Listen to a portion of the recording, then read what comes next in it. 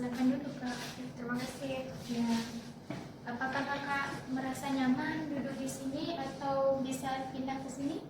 Nyaman Kak. Nyaman di sini. Ya, terima kasih Kak. Sama Kak. Baik, nah. Jadi kakaknya ke sini dengan siapa? Saya sendirian ke sini. Kakak tahu bimbingan konseling individual di sini dari mana? Ada layanan bimbingan gitu. Kebetulan kemarin saya dengarnya dari teman kampus, sama juga dari tetangga-tetangga rumah saya. Jadi kakak tahu apa yang maksud dengan layanan konseling individual?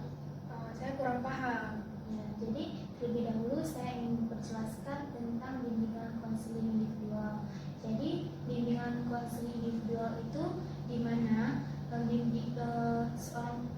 seorang konselor memberi bantuan kepada klien dalam bentuk individual atau dalam bentuk perorangan.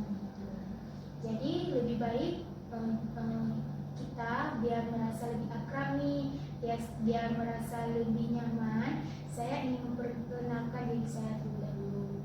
Jadi nama saya Anissa Nabila, saya dari alumni BKI UIN Arandiri, alamat saya dari Tanjung. Apakah kakak bisa memperkenalkan diri kakak? Baik, nama saya sendiri Rakia, saya berasal dari Pangong. Saya berkuliah di UIN Arandiri di jurusan Ekonomi Syariah. Baik.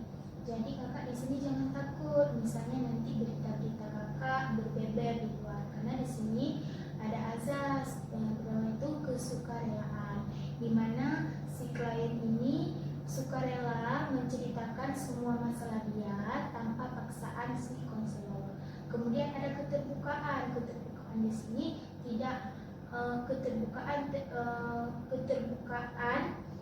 yang tidak dipaksakan oleh klien, yang tidak dipaksakan oleh konselor. Kemudian yang terakhir itu ada azas kerahasiaan, di mana azas kerahasiaan ini semua yang telah diungkapkan oleh klien, masalah klien tidak akan beber di luar sana. Kemudian kakak kesini ada masalah apa atau ada keluhan apa yang ingin kakak ceritakan? Begini, jadi akhir-akhir ini saya punya masalah yang lumayan jadi beban pikiran buat saya, sehingga itu bisa mengganggu kualitas tidur saya ya. Jadi bukan cuma melibatkan pikiran, tapi juga berdampak ke fisik saya sendiri. Jadinya saya kayak terlalu memikirkan masalah itu dan jadinya kurang tidur gitu, dan hari-hari juga kayak nggak pas kayak gitu. Berarti kakak dengan kepikiran ini sehingga kakak tidak bisa tidur, jadi kakak menimbulkan sakit gitu ya. Jadi kalau boleh tahu masalah apa yang telah kakak alami sehingga kakak kepikiran? Sebenarnya saya orangnya kayak kalau misalnya ada masalah dikit pun bakal kepikiran ya, kayak susah tidur kayak gitu. Jadi saya punya kawan ya. Kawan saya ini lumayan dekat, mungkin cukup dekat pas di masa tingkat SMA dulu. Tapi pas udah ke tingkat yang kuliah, kami kayak udah mulai renggang kayak gitu. Jadi saya mencoba untuk dekat kembali kayak gitu. Saya bilang setiap ada acara yang berhubungan dengan tingkat SMA kayak reuni atau silaturahmi kayak gitu kan. Jadi kami kayak misalnya saya ngajak, saya bilang ayo ke sini, ke situ, saya ngajak. Tapi rupanya kayak mana ya, niat saya yang untuk saya mungkin mau dekat lagi, karena emang udah segan kayak gitu, mau dekat lagi, tapi kayak dia yang dia pahamin maksud saya itu cuma kayak manfaatin dia. Mungkin kalau pas saya mau pergi nggak ada kawan, atau mungkin saya butuh tebengan kayak gitu. Jadi gimana ya, saya kayak ada rasa kecewa sama sedih juga. Saya paham apa yang sedang kakak rasakan. Saya kakak merasakan seperti dia menjauh dari kakak itu kan. Mungkin itu hanya pemikiran negatif aja dari kakak. Mungkin dia merasa seperti itu, tidak ingin mengganggu kakak mungkin. Kemudian sekarang kakak tetap berteman sama dia atau bagaimana? Sekarang kayak udah nggak pernah komunikasi lagi, karena saya kayak takut aja, kayak takut salah bicara juga. Jadi kayak udah kayak nggak pernah bertemu juga lagi. Nggak pernah misal cek itu nggak pernah lagi juga sama dia.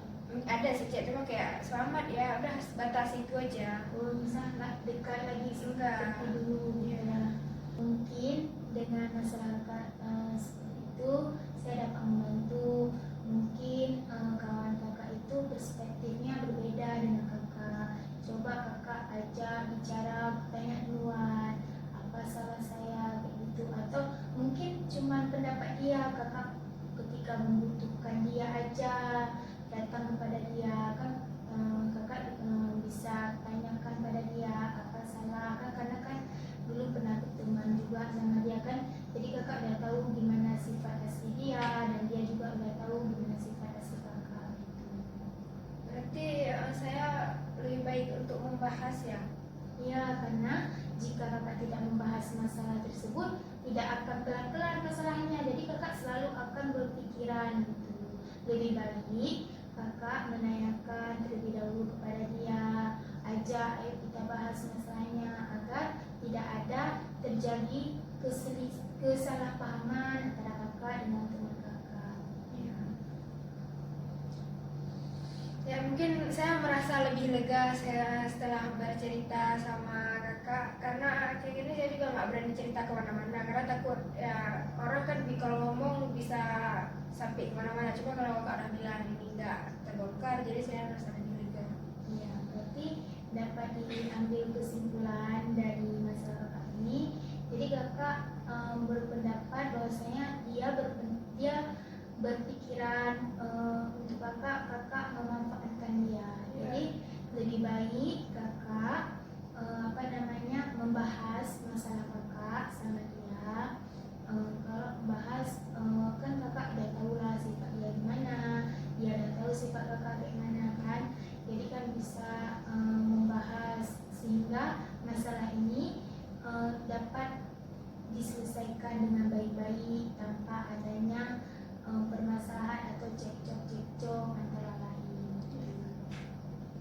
Apakah kakak merasa lebih nyaman? Iya, saya merasa lebih nyaman, lega. Ya.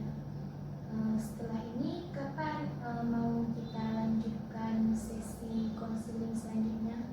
Mungkin saya akan bercerita kembali setelah saya berbicara dengan dia. Mungkin saya akan saya mungkin bakal bilang kayak mana respon dia atau gimana, nanti saya kembali lagi kak. Baik kak, terima kasih banyak kakak sudah berkonsultasi kepada saya. Terima kasih juga kak. Terima kasih.